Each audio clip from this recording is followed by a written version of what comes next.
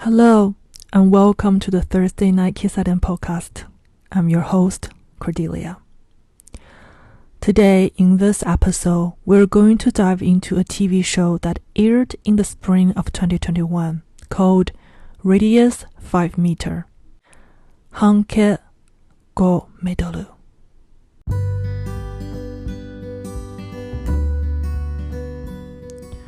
Radius 5 Meter aired from April to June 2021 on NHK, airing on Fridays at 10 p.m. It consisted of only 9 episodes and it was directed by Yukiko Mishima, with the brilliant Atsuko Hashibe as the writer and creator. It stars one of my favorite actors and also our editor's favorite as well, Kyoko, Yoshine, alongside with Hiromi, Nagasaku. The story revolves around the editors of a female-centric life magazine called Woman's Life. There are 2 departments within the magazine: Ichioli, which focus on gathering exclusive stories from celebrities, and Nioli, which covers different perspectives of lifestyle topics. Our heroine, Fumika Maeda, is a young journalist who used to work in the Ichioli department, dealing with all the gossipy news. Every day, besides hiding herself in the car trying to get a huge scoop, she will wear high heels, apply heavy makeups, and dress up extremely professionally. She faced daily challenges such as power harassment, ageism, and also, of course, sexual harassment. To cope with it all, she indulged herself into snacks from convenience stores. At the beginning of the story, Fumika is removed from a reporting project due to making a mistake and being exposed as a journalist. She is then transferred from the Ichioli department to the Nioli department. There, she joins force with Kanako Kameyama, a top freelance writer, as well as the chief editor Maruyama, transgender editor Kaoli, and another editor named Masumi. In the Nioli department, they take a more relaxed approach, sipping coffee, discussing research topics, and casually having lunch together. On Fumi's first day in Nioli, Takako advised Fumika to pay more attention to the green tiles on the floor beneath her feet, while the chief editor instructs her to write only about things that occur within 5 meters radius of herself. 5 meters radius explores the issues that close to us and investigates the matters that are intricately tied to our lives, particularly those affecting women, as this is a female-centric magazine. Through her work in the Nioli department, Fumika, with the guidance of Takako, she gradually finds her voice both professionally and personally. She transitions from eating processed snacks from the convenience store to cooking more homemade meals, swapping high heels for the comfortable shoes, and treating the heavy makeup for a more natural look and casual outfits. And in the TV show, you can definitely see the relaxed Fumika compared to the first episode at the beginning of the story. And the way of her writing, from a more harassed-like topic to a more relaxed and human-centered perspective to talk about her stories and people what happened around them.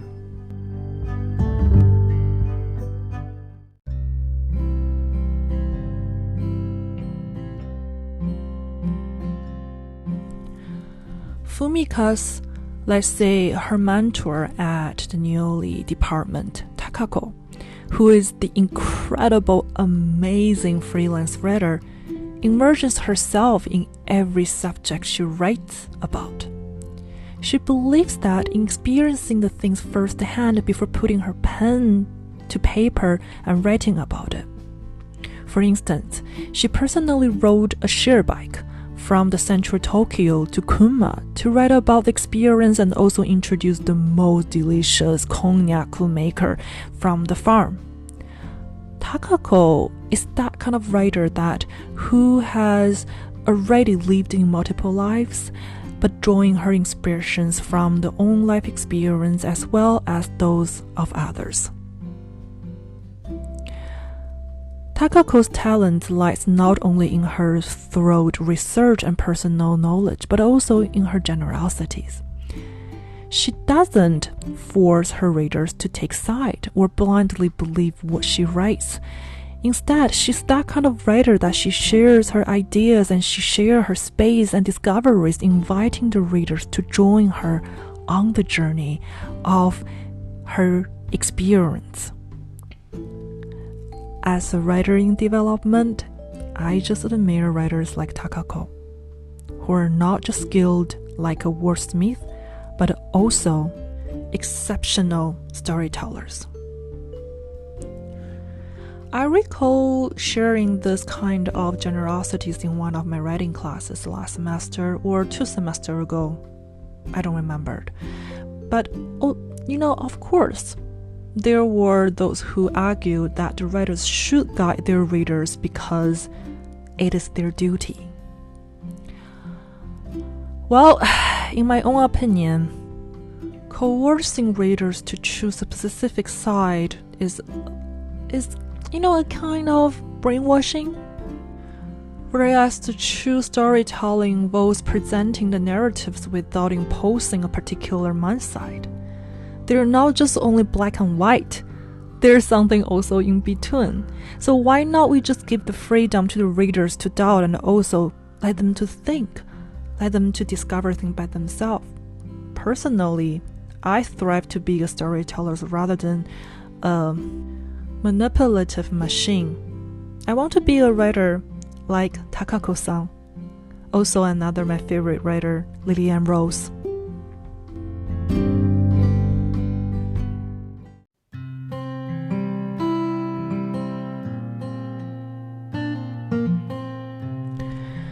Similar to many TV shows, each episode of the radius of 5 meters focus on different topics.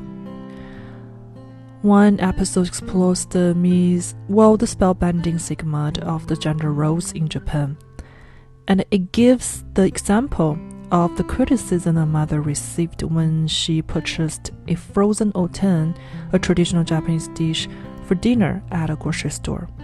The old man or the old Oji-san who criticized her as, "You are not a good mother if you don't make food for your children from the scratch at home."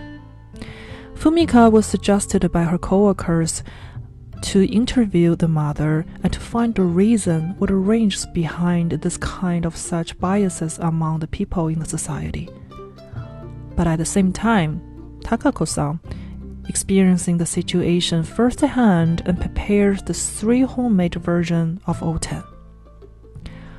One taking 10 minutes to cook, another taking 30 minutes to cook, and the last requiring 55 hours. Through the experiment, they discovered that the definition of homemade is extremely subjective. And Takako just happily shared the recipes to make the oten, which Fumika incorporates into her article. In another episode, it devotes into the situation of renting boyfriends in Japan's urban centers. We will spend another 2 episodes in the future to talk about rental human beings in the future, but in this TV show, in this episode, Fumika and Takako embarked on a joint project to understand the rental boyfriend practice more. Takako has amazing experience with this project. She spends a year meeting 100 different rental partners and write stories that are later adopted into a manga theory. What an extraordinary project. The show also explores the concept of decluttering, or let's say the minimalist lifestyle, the act of discarding possessions. And according to the person who received the interview in the show, she says she can even give her partners or relationships or even the marriage away. However, Takako poses an intriguing question, which is, what is the one thing or notion that people can never truly let go of? She challenges the notion that giving away material possessions erases the emotions attached to them, actually shedding some light on a topic that really been discussed in the past.